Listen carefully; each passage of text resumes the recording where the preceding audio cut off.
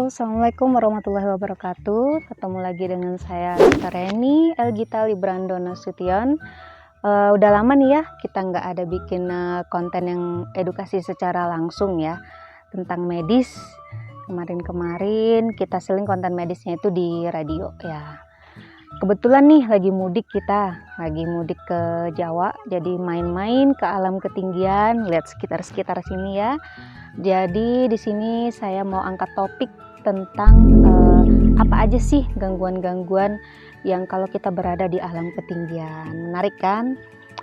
Bisa lah ya, ini dipakai untuk tuh orang-orang yang sering naik gunung gitu. Pokoknya alam-alam ketinggian lah, baik itu ngecamp ataupun hiking. Jadi teman-teman, dia pembahasannya itu lumayan banyak sih ya. Nanti kita kupas satu persatu. Oh iya, jangan lupa sebelumnya kita masuk ke tema. Bagi yang belum follow, jangan lupa di subscribe ya. Nanti like-nya ditekan, terus jangan lupa juga di share nanti ini. Oke. Yang pertama itu yang paling ringan ya. Jadi kita bahasnya dari yang paling ringan sampai yang paling berat. Yang pertama itu adalah tired atau kelelahan. Biasa ya kalau kita naik itu pasti kita bawa carrier gitu ya. Bawa carrier kan ada macam-macam tuh ABCDZ yang kita bawa. Jadi tired, kelelahan gitu. Jadi apa sih dok baiknya yang dilakukan? Ya udah nggak apa-apa. Kalau udah capean gitu istirahat dulu. Jadi nggak usah ngoyok buat naiknya. Istirahat dulu sebentar. Itu untuk yang pertama, tired tadi yang kelelahan, oke? Masuk yang kedua nih. Yang kedua itu adalah whiplash. Apa dok whiplash ya? Jadi whiplash itu adalah dia di sini kaku nih, cedera di bagian leher sama kepala. Loh kok bisa dok? Hubungannya apa? Kan naik gunung, kok sakit di bagian leher sama kepala sih? Iya dong. Jadi kan kita pakai carrier ya, atau walaupun depek deh, itu kan tetap ada beban yang di dalamnya kita masukin macem-macem kan. Nah, jadi saat kita menggendong di sini, otomatis dia di sini tuh kaku gitu ototnya. Kerjanya kan lebih paksa ketimbang kita jalan biasa tanpa membawa apa-apa ya. Jadi dia di sininya kaku, otomatis cedera nih di sini. Di sini banyak persarafan teman-teman ya, di leher sama di kepalanya. Jadi whiplash itu dia kayak seperti cambuk kayak gitu, kaku gitu kan. Nah, penanganannya gimana sih dok? Ya udah diturunkan dulu carrier-nya, istirahat dulu, jangan langsung harus naik, rilekskan dulu lah intinya ya. Terus yang ketiga, nah 3 dan 4 ini jangan sampai kebalik, karena dia bahasa medisnya itu cuman beda di T sama P. Apa dok? Yang pertama itu adalah strain. Strain itu artinya kram, bahasa awamnya itu kram ya. Terus empatnya sprain. Sprain itu adalah dia terkilir atau kesleo. Bedanya di mana dok? Gampang banget cara bedainnya. Jadi strain atau yang kita sebut dengan kram tadi, dia itu biasanya disebabkan oleh dua hal ya. Dua hal. Yang pertamanya apa? Yang pertamanya itu dia kita kekurangan cairan, dehidrasi cairan tubuh. Kita kekurangan cairan tubuh bisa nyebabin kram loh. Jangan salah ya. Terus yang kedua apalagi dok? Pemakaian dari otot kaki kita yang terus-menerus. Kita kan kalau naik gunung itu pasti menanjak terus ya. Menanjak, kita pakai terus otot kaki kita. Otomatis kan dipakai berulang itu yang menyebabkan jadi kram. Nah, terus gimana dok pencegahannya? Pencegahannya sebenarnya perlu yang namanya lakukan adaptasi. Kita lakukan olahraga dulu sebelum naik gunung. Jadi buat naik gunung walaupun sekedar hiking, nggak cuman ini nggak camp, nggak naik sampai puncak kok, cuman ini aja kok, hiking aja, nggak usah pakai olahraga. Salah dong, itu harus tetap ada olahraga. Minimal kita ada jogging ya, jogging itu latihan otot kakinya. Terus gimana dok cara ngatasinnya kalau udah terjadi kram gini? Cara ngatasinnya tadi kan saya sudah sebutkan, penyebabnya itu kekurangan cairan atau dehidrasi ya, yang salah satunya. Otomatis kita harus ada minum biar jangan sampai dehidrasi, jadi nggak memicu dari kram tadi. Setelah itu kita istirahat. Nah, istirahat. Jadi kalau naik gunung itu kan kita ada pos-pos tuh, pos 1, 2, 3, 4, 5 gitu ya. Berhenti dulu aja, nggak apa-apa, nggak usah ngoyo harus sampai sekian jam harus sampai di puncak, enggak. Jangan kayak gitu ya. Yang tahu batas masing-masing tubuh kita itu adalah kita sendiri. Nggak bisa disamain dengan si A sekian jam, si B sekian jam, si Z gitu. Nggak bisa disamain, oke? Jadi yang nentuin itu kita. Nah, itulah pentingnya kita kalau naik gunung itu nggak hanya kita prepare badan tok ya, karena hal-hal seperti itu kita nggak tahu nih di alam, ntar tiba-tiba ada badai atau apa, atau ada terlalu dingin cuacanya gitu mendadak, kita kan nggak tahu. Nah, itu gunanya kita harus juga bangun solidnya dari anggota regu kita. Kalau anggota regu kita solid dan dia memang tipe yang setia kawan ya, otomatis dia tahu nih keadaan masing-masing teman-temannya. Oh iya, si A agak kurang ini, jadi kita harus sabar. Nah, ini saya agak masukin selain yang tema ya, nggak apa-apa ya, karena ini kan pengalaman dari cerita sebelum-sebelumnya juga. Jadi tuh kalau kita punya teman regu yang solid, yang setia kawan, kita yang kecapean gitu kan ya, nggak bisa langsung cepet kayak yang teman-teman senior lebih hebat dalam mendaki, otomatis dia lebih sabar. Itu gunanya kita punya, tolong jangan lupa pilih teman regu buat naik itu yang solid, yang setia kawan, sabar ya. Oke, itu tadi membahas tentang kram. Oke, istirahat ya, jangan lupa kerilnya dilepasin dulu, pokoknya istirahat dulu. Terus jangan lupa juga nih makan makanan yang manis. Kenapa dok? Hubungannya apa? Jadi makanan yang manis itu dia mengandung karbohidrat juga kan. Nah, karbohidrat itu untuk energi tubuh kita nih gitu. Kalau misalnya energinya ada, otomatis kan dia pembakaran tubuh lebih bagus ya.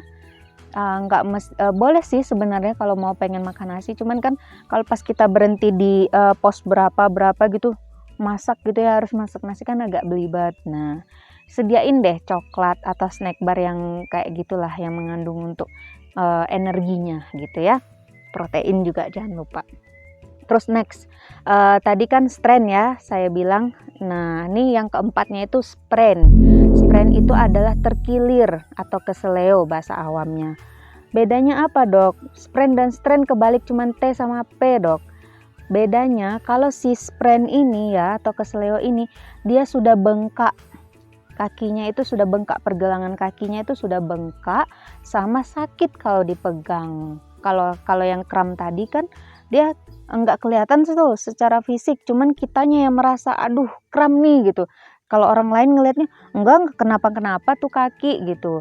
Nah, bedanya di situ.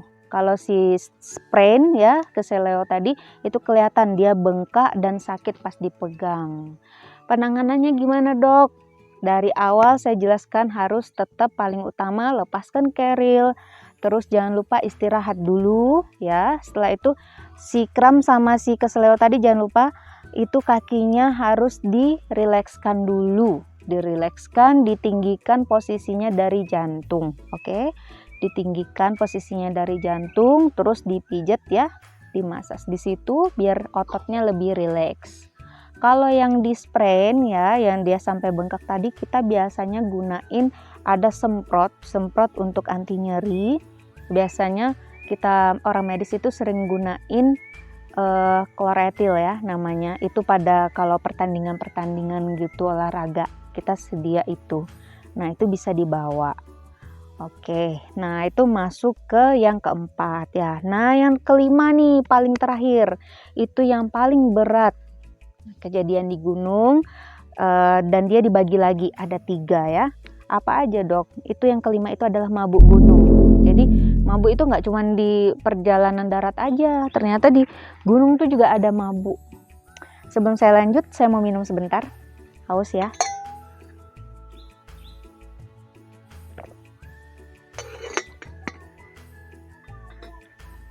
Jadi yang kelima itu adalah mabuk gunung. Mabuk gunung itu dia dibagi 3 teman-teman. Yang pertama itu AMS atau Acute Mountain Sickness. Ini gejala yang paling ringan sekali ya. Biasanya gejala khasnya itu dia pusing, kepala itu udah mulai pusing. itu dialami jika biasanya di ketinggian di atas 2400 mdpl ya, meter di bawah permukaan laut. Nah, itu gimana dok ngatasinnya kalau kita udah mulai ngerasa kayak gitu? Ada lagi nggak dok gejala selain dari si pusing? Ada, gejala lainnya apa? Biasanya beberapa orang kalau yang dia lumayan nggak tahan biasanya jadi mual bahkan sampai muntah ya, capek gitu rasanya, badannya lesu. Nah, kalau udah kayak gitu, kembali ke protokol awal tadi ya, istirahat dulu tetap, terus rehidrasi kembali tubuh ya, banyak ada minum, makan juga jangan lupa. Terus kalau misalnya ada pegal atau apa, sesuai dengan yang saya jelaskan awal ya. Itu yang pembagian 1 AMS, Acute Mountain Sickness, atau bahasa lainnya itu Altitude Mountain Sickness ya. Terus yang kedua itu adalah namanya HAPE. Apa itu dok kepanjangannya? Itu kepanjangannya adalah High Altitude Pulmonary Edema. Nah, bahasa Indonesianya itu adalah dia ada pembengkakan gitu di si paru-parunya ya, pada daerah dataran tinggi. Kenapa dok dia bisa kayak gitu? Jadi paru-parunya ini keisi cairan. Otomatis kalau keisi cairan, si orang tersebut jadi sesak. Untuk bernafas itu sesak, susah dia. Penyebab pastinya itu etiologi, atau bahasa medisnya kita bilang etiologi ya. Penyebab pastinya itu dia belum diketahui secara jelas. Yang jelas di sana ditemukan dia jadi paru-parunya itu ada terisi cairan, otomatis jadi susah untuk narik nafas. Padahal di daerah dataran tinggi itu kan kadar oksigen kita semakin berkurang gitu.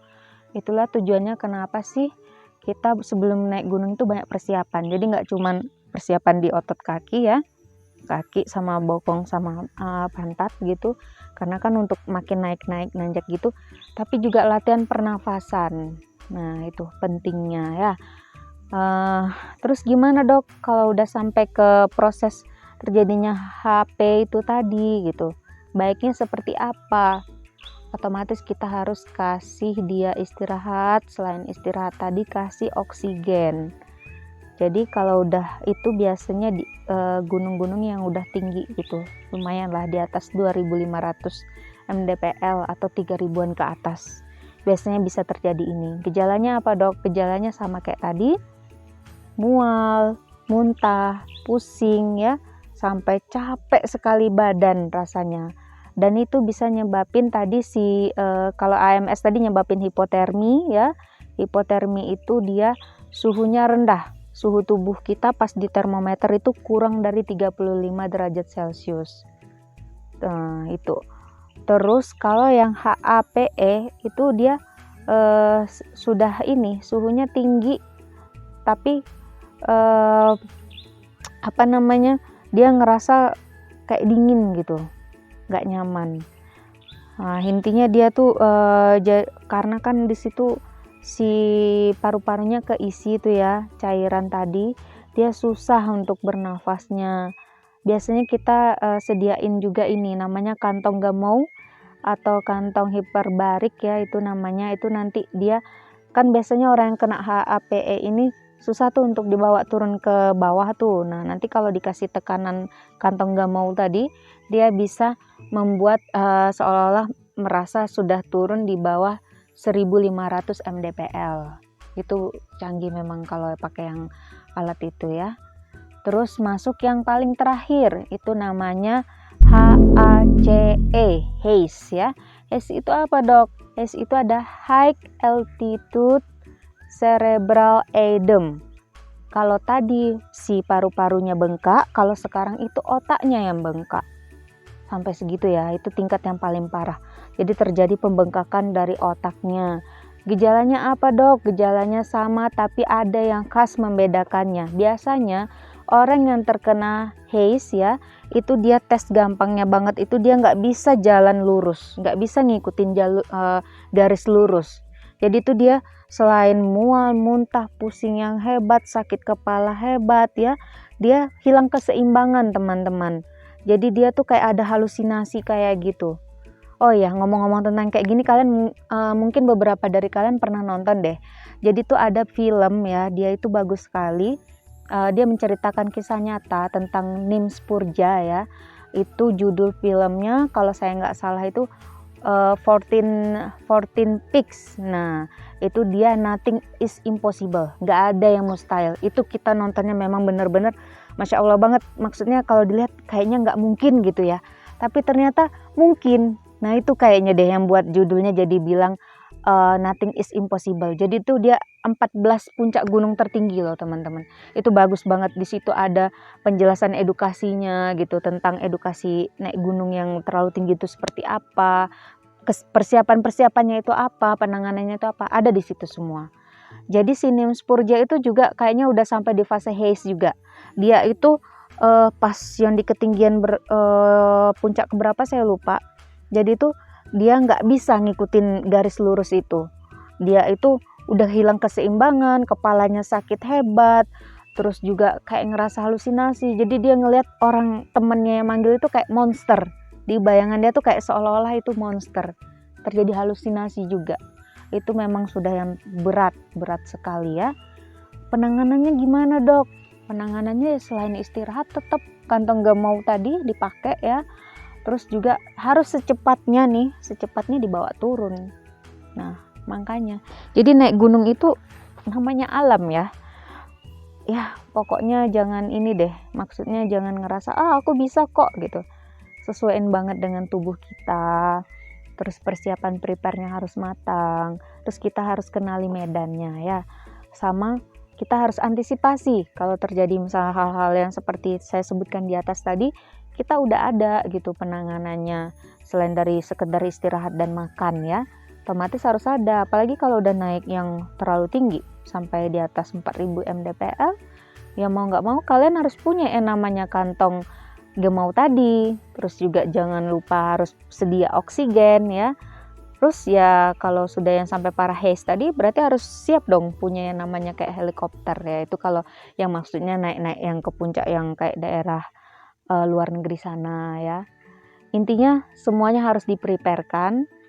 Please jangan main-main sama alam ya. Kita tuh nggak ada apa-apanya, benar. Kita tuh nggak ada apa-apanya. Jangan main-main sama alam, jangan takabur. Pokoknya dijaga semuanya.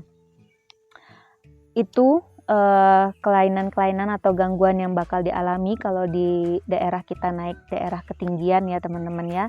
Mungkin sedikit banyak bisa diambil ya untuk bisa dijelasin ke teman-teman yang lain yang seneng hobi seperti itu, atau jadi tambah ilmu buat diri sendiri juga mungkin ya. Kalau misalnya sekiranya edukasi yang saya berikan tadi itu berguna, saya harap bisa di-share ya. Terus yang belum subscribe, please dong di-subscribe ya. Jangan lupa di-share juga ke yang lainnya gitu. Mudah-mudahan dapat bermanfaat yang saya jelaskan tadi. Kurang lebihnya saya mohon maaf. Dan ini sekalian mumpung momennya masih momen lebaran ya. Mohon maaf lahir batin juga dari kami, YNR Farms, channel kami. Buat teman-teman semuanya, jika ada salah-salah kata atau gimana, kami minta maaf.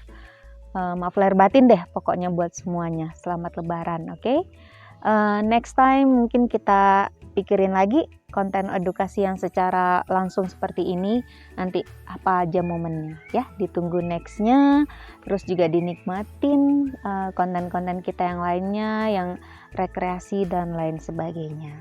Terima kasih banyak teman-teman, sehat selalu, sukses juga. Jangan lupa kalau yang tetap mau naik-naik di daerah dataran tinggi yang saya edukasikan tadi, minta tolong diperhatikan dan dipersiapkan dengan matang ya. Terima kasih banyak. Assalamualaikum warahmatullahi wabarakatuh.